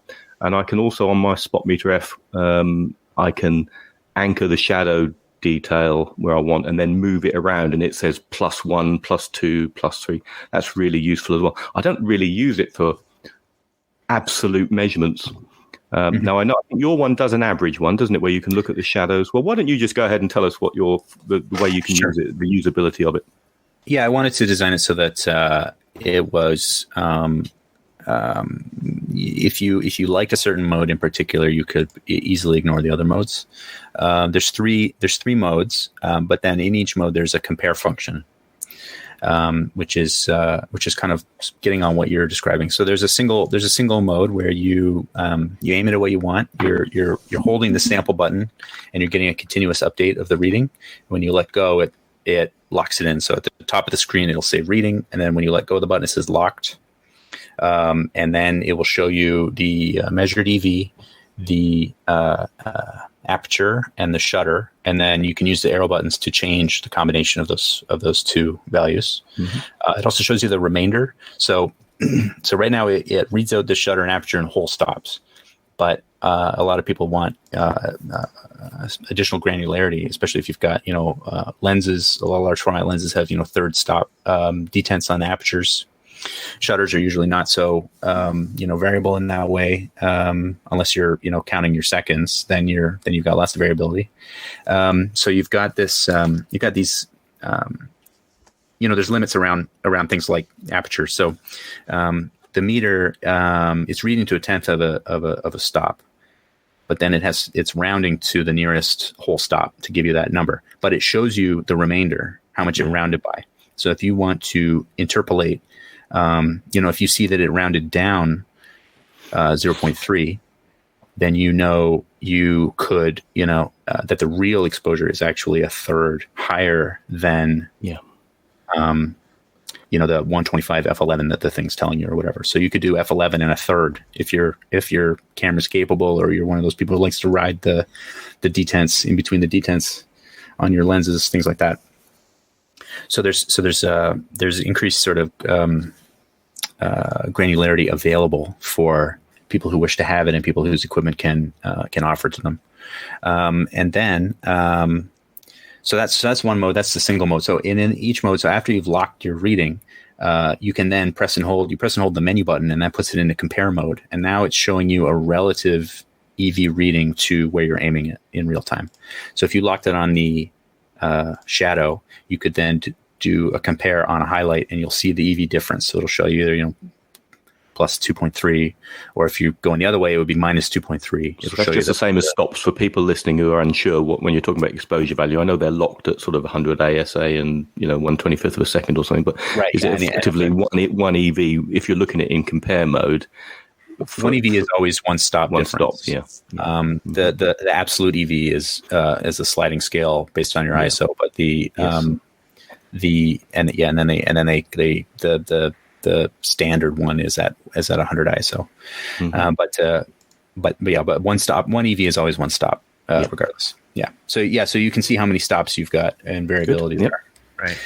Which is brilliant, by the way. Like that's, the neatness of being able to look at it with two eyes open, that sort of thing aside. I think for me, that's one of the most attractive things about the whole beast that you're building is the ability to be like, okay, if I'm putting my zone 5, my shadow is here, and I want highlights. I want my shadows here or there, to actually be able to be like, okay, my midtone is here. What do my shadows look like? Oh, that's too big of a range. For the people who go Ansel Adams, which I am not, who actually keep track of every individual sheet of film that they shoot and the exposure range, and then therefore how they're going to like fully zone process the film later. Yeah. Which is an amazing thing to actually see done for those of you out there who are capable of doing so. I am in awe. The commitment to the process and like the detail level. It's this sort of be able to on the fly compare is a great tool. I was like, but anybody who's making a photograph is making judgments on exposure is automatically using the principles employed in the zone system. Because if you're wondering where your shadows have disappeared to, you need to just work out, well, the shadows have disappeared because effectively they've been placed so far down the scale, and that could be because the camera and lens system you're using and the meter system, you thought there was going to be detail, but there isn't, so you just need to rate the film a bit slower or something like that. So as soon as you start moving away from box speed and changing film speed because you want more shadow detail, or you start altering your development because you're wondering why your highlights are always blown out, then you're using the zone system whether you like it or not. Right. Well, the consciously or unconsciously. It's a structured approach versus the trial and error intuitive approach. And the question is, how much time and money do you have? I guess to right. Away. So anyway, that's your first mode. That's the first mode. That's the simplest mode on the outside. That's the simplest mode. The next mode is a 2-stop averaging mode. So the first mode either relies on you placing your middle tone off middle if you don't have a reference point, and so you're kind of fudging around a little bit with that. But if you don't have a middle tone and you want to try to find a middle tone in the scene, there's a 2-stop averaging mode, a 2-spot averaging mode. So when you go in that mode, the screen says pick your shadow, and it shows you the real time EV for where you're aiming at that moment. And then when you let go of the sample button, it locks that one in, and then it says pick your highlight. You press the sample button again, and now it shows you on the screen the shadow is locked over here, and it's showing you the real-time highlight as you're aiming it, and it's showing you the difference, the number of stops difference in real time between those two. So you could hunt out your shadow that you want detail, and you could hunt out your highlight you want detail in, and it will show you the difference in the number of stops difference between those two, and then when you release on your highlight, it then calculates the middle gray EV for that pair and gives you the shutter and aperture for those. So if you've picked the appropriately bright and appropriately dark zones there, you will get your middle zone computed for you. Mm-hmm. And then you got the compare function again. So now you can go back, you can see, you could recheck that highlight, or you could check another highlight and see, what the difference, the relative EV or the relative stop difference between those, the computed middle gray and the highlights and shadows are. So you can double check if you want to make sure you didn't pick things that were, outlandishly off, essentially. A 15 stop image, just like a 15 stop image, or you accidentally picked a shadow that was like 6 stops under gray and a highlight that was only 3 stops over gray. And so I want details in the sun and in the cave. Yeah. So you can check it again. That's the nice thing about the compare mode is it lets you just check everything if you wish. That's the second mode, which is maybe would be something Andrew would like. It might be more Andrew's speed rather than using the single mode to kind of spoof the second mode there, the averaging mode. And then the third mode is really interesting. I reached out to Nick Carver to ask him if he wanted to do some testing, and he basically said, "I'm only going to like a spot meter that works well with his system." He says, which he calls it the precision method to manual metering. It's an extension of the zone system that essentially instead of using zones that are arbitrary numbers, zone 1, zone 2, etc., his system uses like verbiage to describe brightness and darkness. And you can then select. So the way that one works is you are selecting. You pick out a spot in your field of view that you want to use. So let's say it's some snow. So that's going to be really bright. You aim the meter at that, and you pick that spot, and then it asks you to place it. So you select some verbiage that describes it, and you can go from textureless black to textureless white, and there's 11 different points in between there. But you're picking words, so you could pick nearly white, for example, for some very bright snow. And nearly white essentially means a certain amount above middle gray. And then the system then computes the middle gray based on that selection. Then when you press the compare function, you can compare other tones in the scene, and it will give you the text readout for those tones. So you're comparing it to your intuitive ability to judge brightness based on, not just based on color. Like the meter can't avoid color and things like that, but your own brain, you have a sort of intuitive ability to say, this red car is, somewhat dark, even though it's red. It's not even, so you're leveraging the ability of the human brain to pick certain things out, and it's making it in a more natural text based setup rather than arbitrary zones that are made up. Right. As part of a different system. Yeah, I have seen. Sorry, Eric, I have seen books which, I've got loads of books that try and simplify the zone system or explain it, and some do better jobs than others. But I have seen the best ones do actually put that sort of, that verbal link to different tones. They talk about sort of textured whites and then the back of your hand, in sunlight on one side and no sunlight on the other, and how that relates to different zone placements. So that sounds, on the face of it, really, really interesting. Yeah, I would say, because who hasn't looked at a color and gone, is that my middle gray? Is that a middle gray, or is that a slightly darker than middle gray? Is that zone 5? I don't have a gray card on me. How do I? You can think yourself. Because I think they say things like grass. Grass in slightly shadow might be zone 5, but grass in bright highlights might be zone 6, and skin, Caucasian skin, is probably zone 6. So you meter that, and you should open up one if you want it to record properly. So there's all sorts of nuances, aren't there? Once you get into it.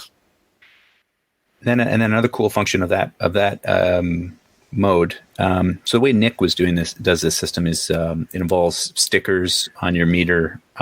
He likes to use the Pentax Digital. He puts a sticker on there that gives him number ranges. And then you have a chart. So you figure out the words in your head, and then you use the chart to convert the words to a number that you set on the meter.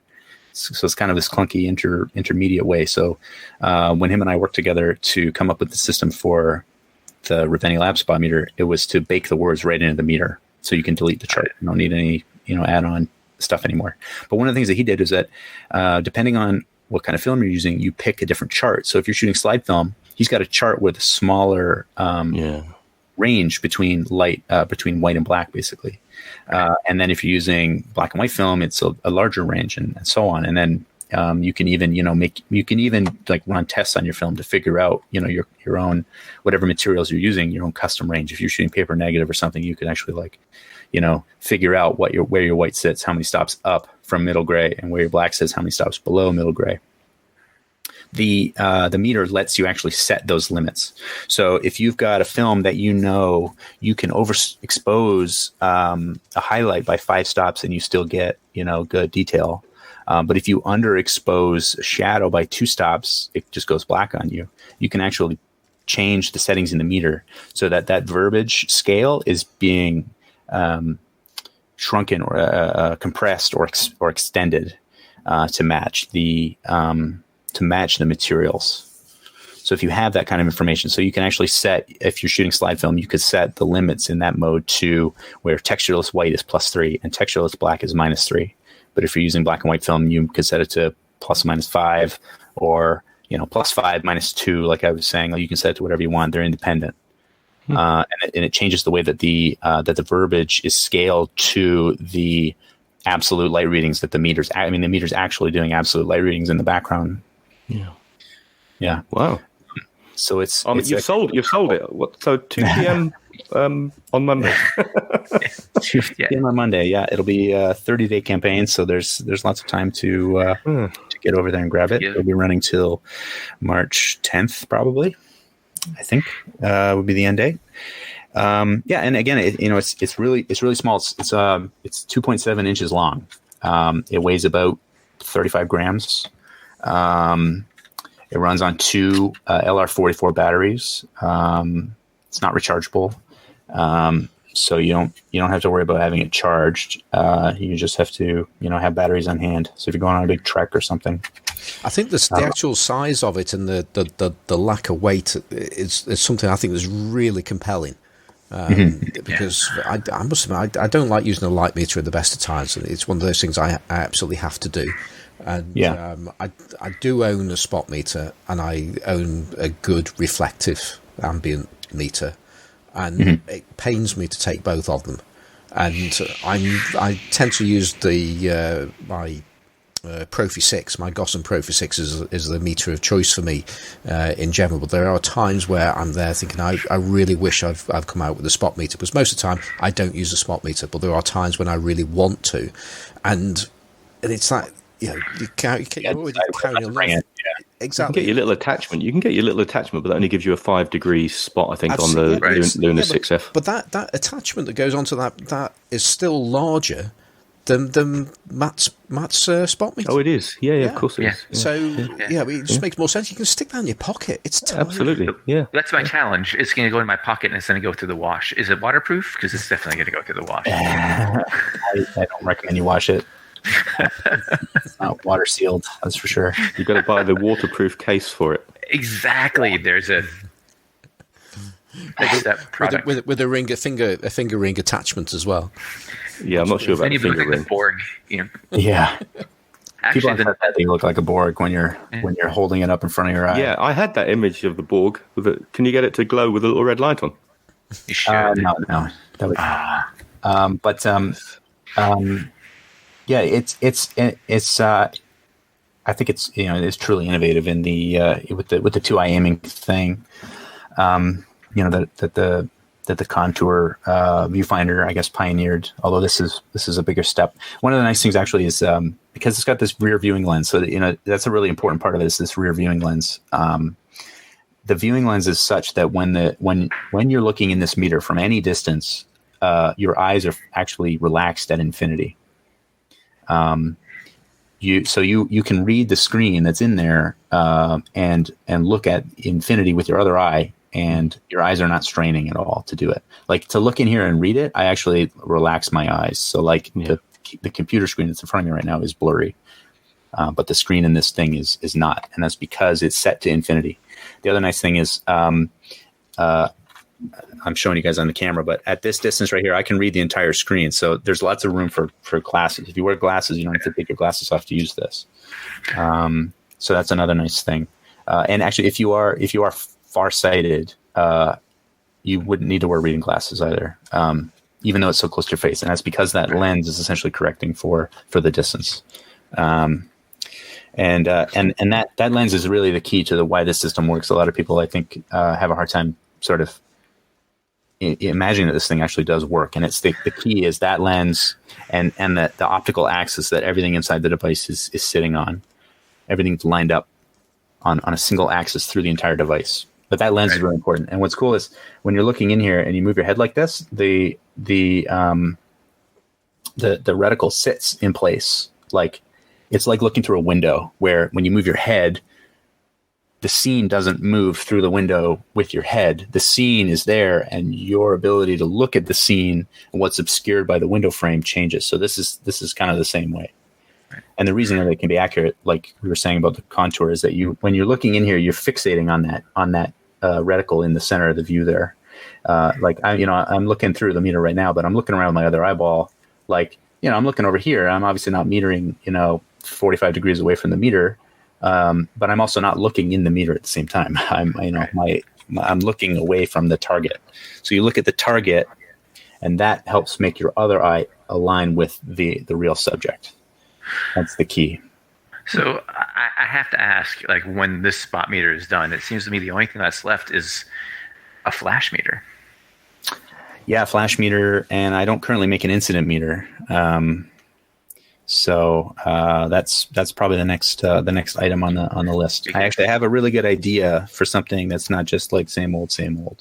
Right. I'll tell you guys when we're done recording. Actually, I'll tell you guys about it. Let's see what you guys. Oh, hell yes. Okay. Yeah, because personally, like, there's all sorts of apps for, like, you can buy phone apps and whatnot, or there's free phones. There's all sorts of different, like, metering apps, but none of them do flash metering. Right. Yeah. Flash metering is something that, especially with film, like, you just can't miss. There's very little room for error. Well, you can't experiment the way that you can with digital. You just keep shooting, right? You can do digital experimentation, final product experimentation with digital. Whereas with film, you don't have that luxury. Yeah. I mean, if you want to, you can bring a small digital with you and, like, set it to the same film or whatever, and pop off a few and make sure you've got and then switch over to your large format or your manual. But it's like the way they used to use Polaroid for proofing. Exactly. And I use digital as proofing but it's still not perfect, right? That's the other problem. Yeah. Matt, how useful is it at low lights? Because I mean, my two favorite meters, I've got the Luna 6F, which is same as Simon's Profix, which is designed, it goes down to like really low light level sensitivities, and I can set it to, for paper negatives, I can set it to an ISO of lower than 1, I think.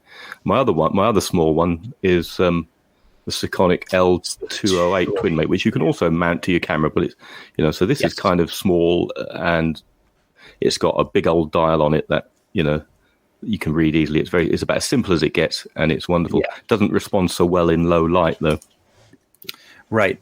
So with any spot meter, because you're rejecting so much of the light as being irrelevant, the actual like usable photons are very low.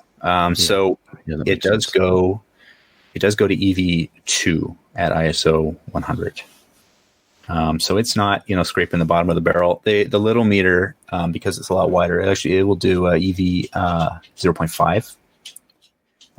So it's not, I mean, an incident meter is the best for ultra low light because you're not wasting any photons bouncing it off the subject, right?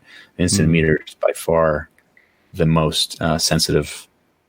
And also you can make a really large sensor as well, right? Like you got that diffusing dome over top. You could have a solar panel under there taking in, every photon that hits that thing. And, like if you had a big solar panel, you could meter starlight, right? You could beat her on a moonless night of EV -6 or something like that.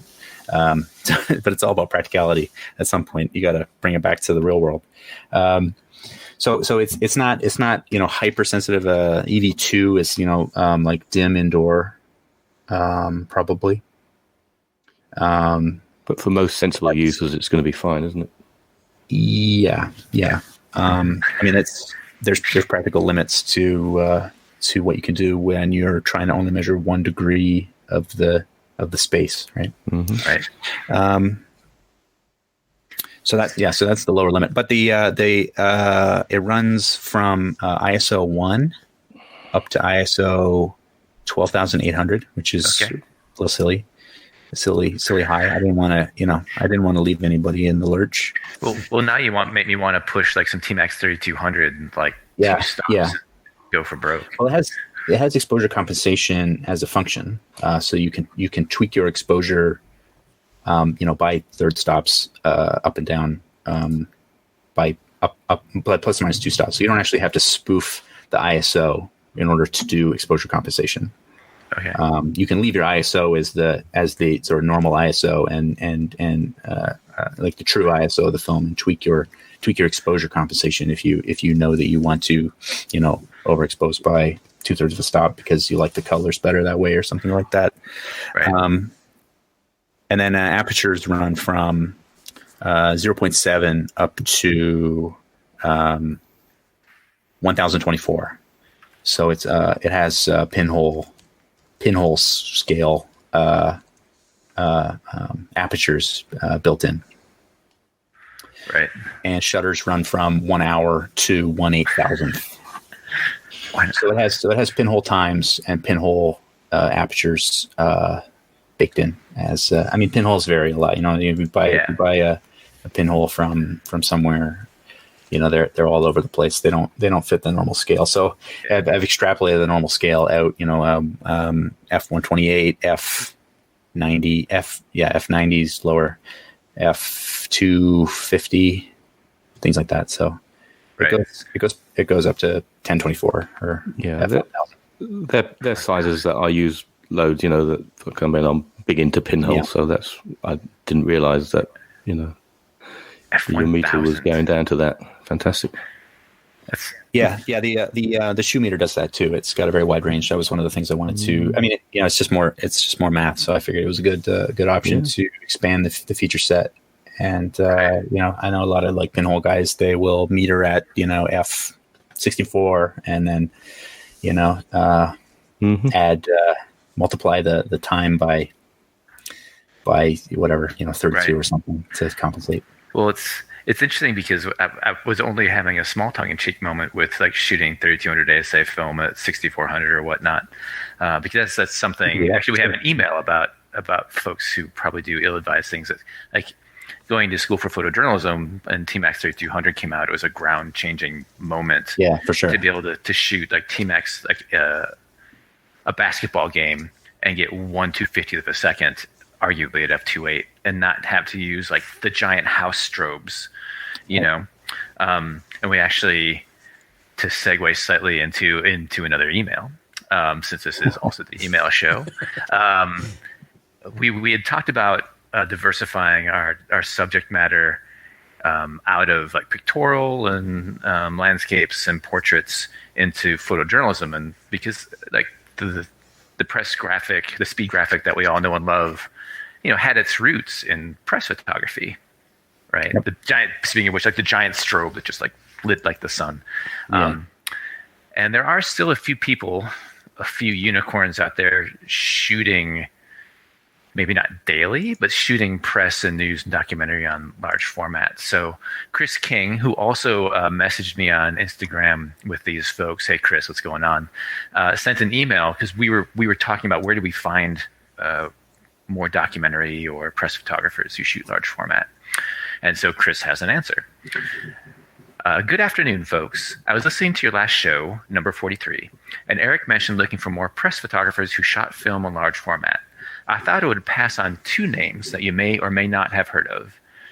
Jared Ortiz, he's a large format photographer for the U.S. National Park Service, and Frank Thorp. He covers U.S. Capitol for NBC. Check out the dry plate picture he took after the insurrection.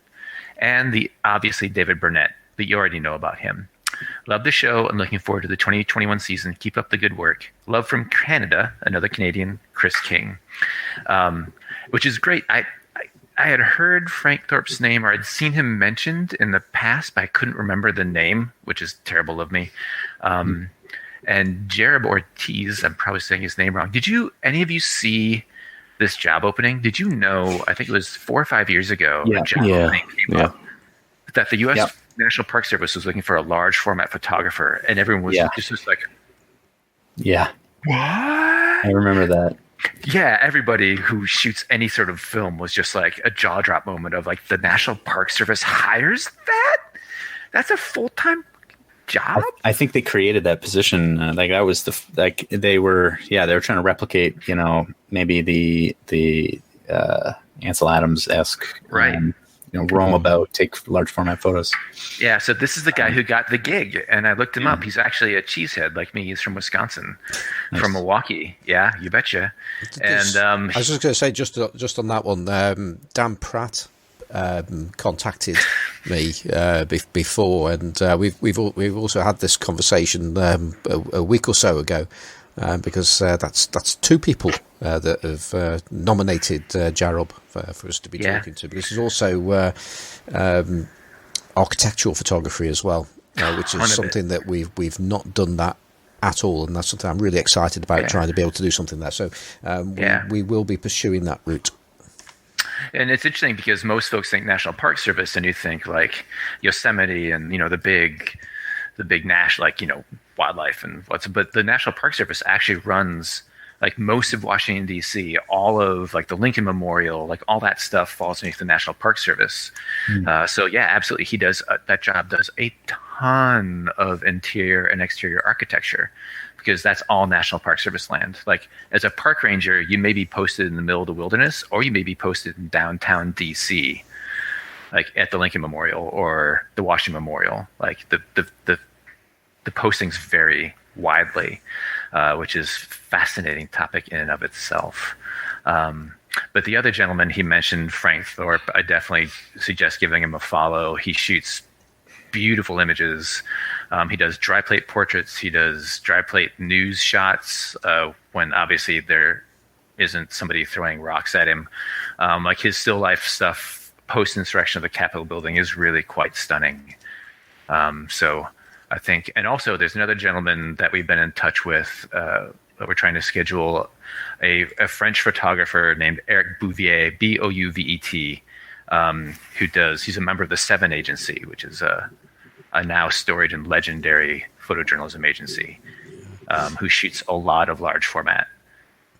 Just going back to Frank Thorp, he was on the Grainy Dayz. It was actually somebody I was thinking about getting in touch with, actually, a good while back, and he went on the Grainy Dayz podcast, and that goes back to, I've just brought it up, December the 11th, 2019, and he did a great show with them, to the point I was thinking, having listened to that, I was there thinking, well, actually, I've almost heard what I need to hear, and what all the questions I'd be wanting to ask were pretty much asked on that show. So I think it'd be a good idea if people searched out the Grainy Dayz podcast, and that's Dayz is spelt with a Z or a Z. That's what all the cool kids do. Exactly. It's a far cooler podcast than we are. So do check that out. So I'm not sure what episode number it is, but it occurred on the December the 11th, 2019. Frank Thorp. You're having problems today, my friend. Frank Thorp, the 5th, I think that's going to be, and gives us the report. So that's well worth checking out. And also on that, this email, the great David Burnett was mentioned there, and funnily enough, that is something that we are working on. In fact, actually, it's part of Eric's contract of being on the show. That I'm not official until along with Sally Mann, and Sally Mann is they are the 2 people that Eric has to get until the point where if he doesn't, then it's like the ladder gets higher and higher. Yeah. I'm an intern until apparently both of those storied photographers come onto the podcast. Yeah, it's my rite of passage, apparently. So actually, that's the point. If any of our listeners have got inroads into either of those 2 people that could help Eric out, then I'll take them. I'll take all the help I can get. Exactly. Just drop us a line, and this is a good opportunity to say, how can people drop us a line, Andrew? They can send an email to largeformatphotographypodcast@gmail.com. Exactly. I'm just looking at another email that we had, but I'm not sure that we're gonna carry on reading emails, or we're gonna call it a day. I think which one? I think we've just got. We've only really got time. Oh, go on. Ian Wallace, is that one? Yeah. Have we got time to do it justice? Which one is that? Oh, what do I enjoy? Yeah, hang it. Leave it, because it might go on a little bit with it's another thought-provoking one. So exactly. Yeah. Maybe just do the Okay. I think the money-grabbing one. Yeah, just do the money-grabbing one. Do the last one. Yes. Yeah. Go for that one. Let people know. Which is to say. I was going to say, to be fair though, that one, the money grabbing one, it has actually been on the list since the 8th of November, so we're not that money grabbing. No, and the fact that he couldn't find anywhere to give us money anyway clearly demonstrates that we're not money grabbing. Truth. But Ian Wallace, just to let you know, we do have your email. Yeah. We actually think it's a really good email, just like Tim's. Tim, seriously, we liked your email, and we will get to it on the next show. Because hopefully, the next show we'll continue to have really good guests, and our next guest will help us with your email. But the one from November that we just haven't gotten to, from Mr. Wellman, Michael Wellman. I would love to donate to your podcast, but I don't see you listed on the Ko-Fi webpage. Is there something special you have to do to find you? I think I remember you talking about this problem on one or more of your episodes. Let me know. Thanks. No, thank you, Michael, for actually wanting to buy us coffee. I'm just going to start with that. Yeah, Thanks, man. and I don't know if it's any easier to find now, because you can go on to coffee.co.uk. No, it's coffee.com, isn't it? So ko-fi.com and do a search for. Try LFPP, try Large Format Photography Podcast. I don't know. People have managed to find we could us. Post a link. Oh my word! Do people look at our show notes? I know Andrew spends hours writing them. All right. Of course they do. Don't dissuade Andrew from his contribution. There you go. I found it straight away with a quick Google search. So I typed in LFPP KOFI, and right at the top it says "Buy Large Format Photography Podcast a coffee." Well, there you go. And you click on that, and I can support. Yeah, there you go. I can do it. Okay. Support Large Format Photography Podcast. So all I can say is, hang on, who wrote this email? Back in November. Michael Wellman. Michael, you weren't trying too hard. That's all I can say. Yeah. Oh. And then Michael, of course, then went on a month later to write to Matt Marrash. Yeah. So we get the message, Michael. Oh, but thank you all the same. It's you've definitely LFPP space KOFI, and you can find us there. Yeah. It's sometimes I still get, after being on the show several times now, I still get a bit of a cultural shock of the British snark. And I'm like, that's so, no, it's just British. It's fine. It's what we do. It's just the way you are. Yeah, it's what you do. Yeah. And I think this is actually a good time just to say thank you to those people that have donated to us, that have managed to find us. And I can't remember how long ago I last did this. I know I didn't do it last time, so let's go back a fair way. And if I'm going to repeat anything, well, there you go. Well, thank you again. So I'm going to start. Let's start this year. And Billy Sanford, who wrote in. Saying like he wrote is the American way of saying things, isn't it? But there you go. Billy Sanford, cheers. Have a round on me. Thank you, Billy. Thanks, Billy. Yeah. Kelly Metha, sorry. Thank you. Always great discussions. Thank you. Patrick Med. Finally caught up to date, having listened back to the beginning. Thanks for the podcast, chaps. Thank you. Cam Shaw. Thank you guys so much for all the hard work in producing such an entertaining and informative podcast. It makes my daily commutes very enjoyable. Thank you very much, Cam. Steve Williamson. This is longer. Let me just click on that button so I can read what it says. Here we go. Really good stuff. Not just technical details of large format, but recently so much good discussion about projects and inspiration and carrying out an artistic mission and commitment to human rights, expanding our worlds in the age of COVID contraction. Sorry. So thank you for that, Steve. And Mike Rattel, love the podcast. Your shows are inspirational to those of us new to large format. 1 cup each for Simon and Andrew. Sorry, Eric. And then I haven't got Sally Mann or David Burnett on yet, so obviously do not deserve a cuppa. Absolutely correct. Heather Oakless, and lensless podcast guest on possibly more than one occasion. Love the show, and we've also mentioned it several times on this show as well. Love the show, makes me happy. Thank you very much, Heather. And then a person that has previously donated. This is me talking. Just simply to get me to say his name, and I still can't do it. And it's Aram Havanyao, which I thought at one point might be Finnish because it's got some strange things above the A's. I think you need to write back in and spell your name phonetically so that Simon. I think you did actually with your next coffee donation. You can. You did try to get him to do that last time. I say him. I mean, I don't know, but I actually think he's from Romania now.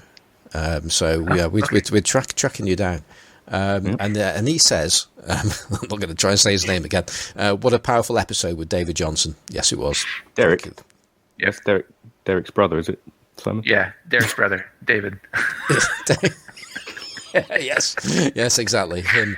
And finally, Christopher J. May. Some really, really excellent shows recently, guys. Keep up the great work. Thank you, Christopher. Really appreciate it. So that's we're up to date on coffee donations. So thank you all for doing that. Thank you, everyone. Now, Matt's been very, very quiet and patient for far too long. Although, patience is a virtue. So thank you very, very much, Matt. Thank you for being on the show. You've been absolutely wonderful. Thank you. Thanks for having me. Yeah.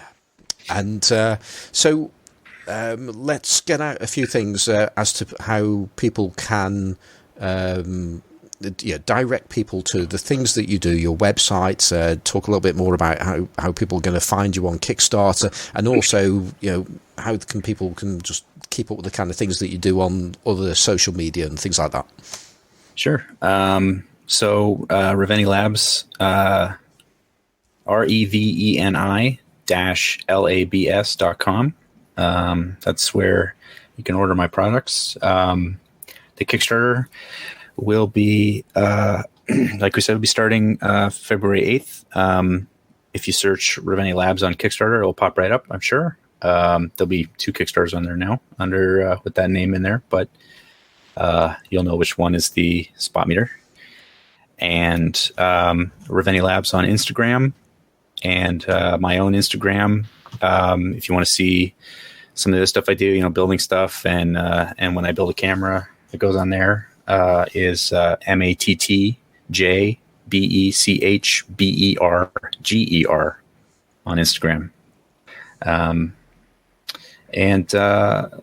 That's it. I hope you'll check out my Kickstarter. See if you think my spot meter is for you, and maybe if not, maybe you'll also like my previous product, the Reveni Labs Light Meter is in stock and available. So. And also, if you, I'm talking to listeners now, if you head over to that's what we're on, isn't it? The Homemade Camera Podcast. I've not listened to it yet, but you were recently on the Homemade Camera Podcast, I believe. That's correct. Yeah, last week I was on there. They're a good bunch of guys. They talk about building cameras. Ethan Moses is on there now as a third host, so he's always cooking up all kinds of things. Yep.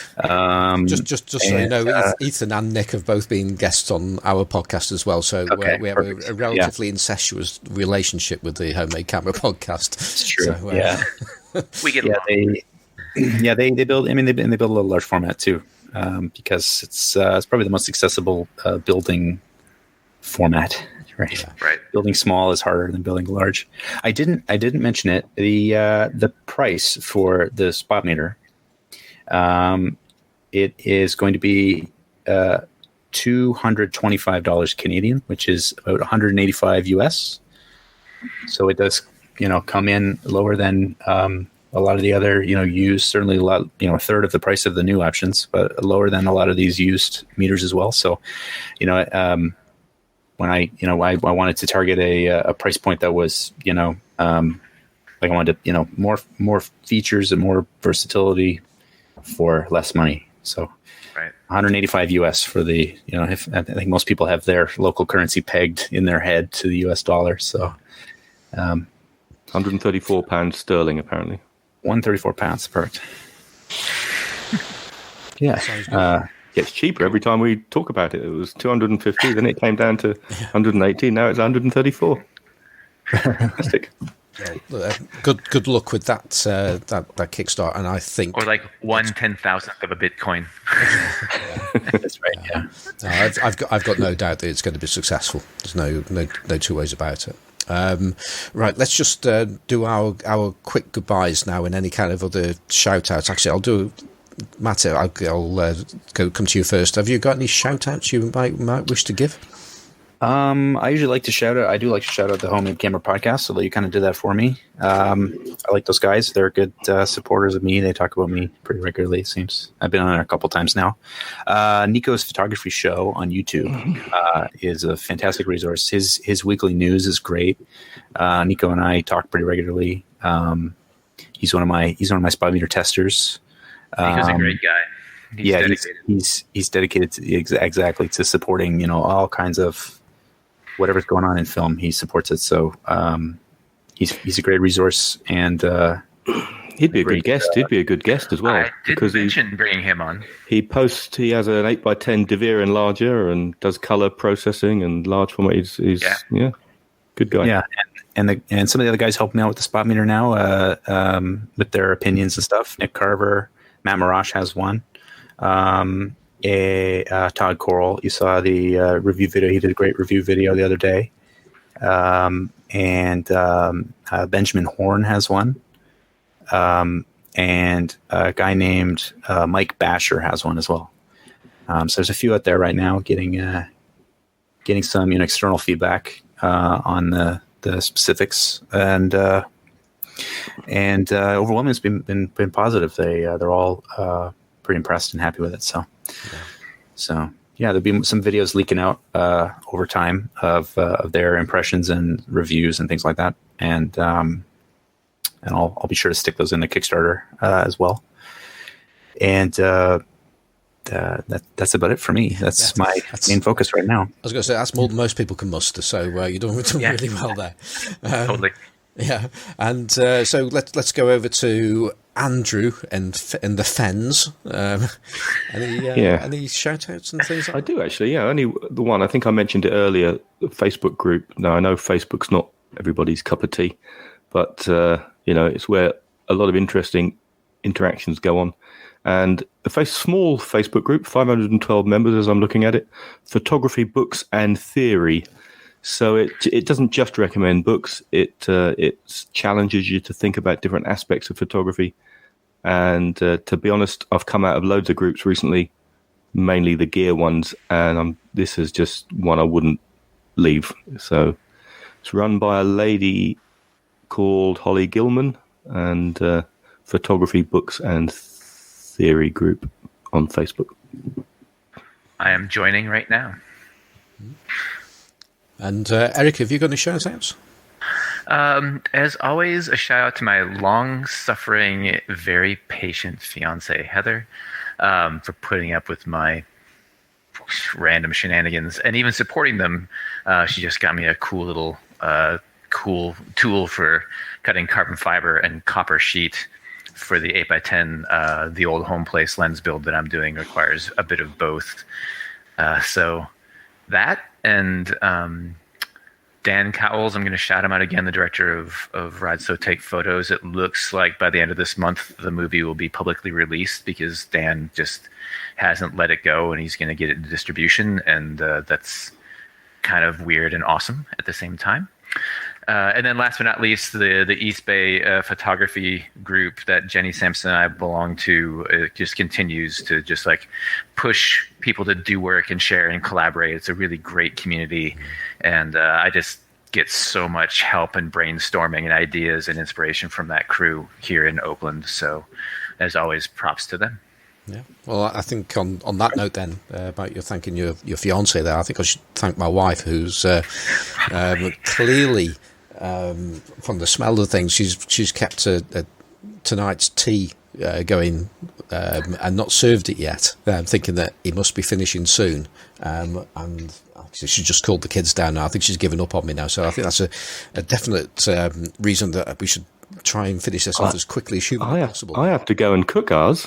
Well, you've got it made, haven't you? Yeah. Wait, is tea a term for dinner? Yeah, he's a northerner. They have tea, we have dinner.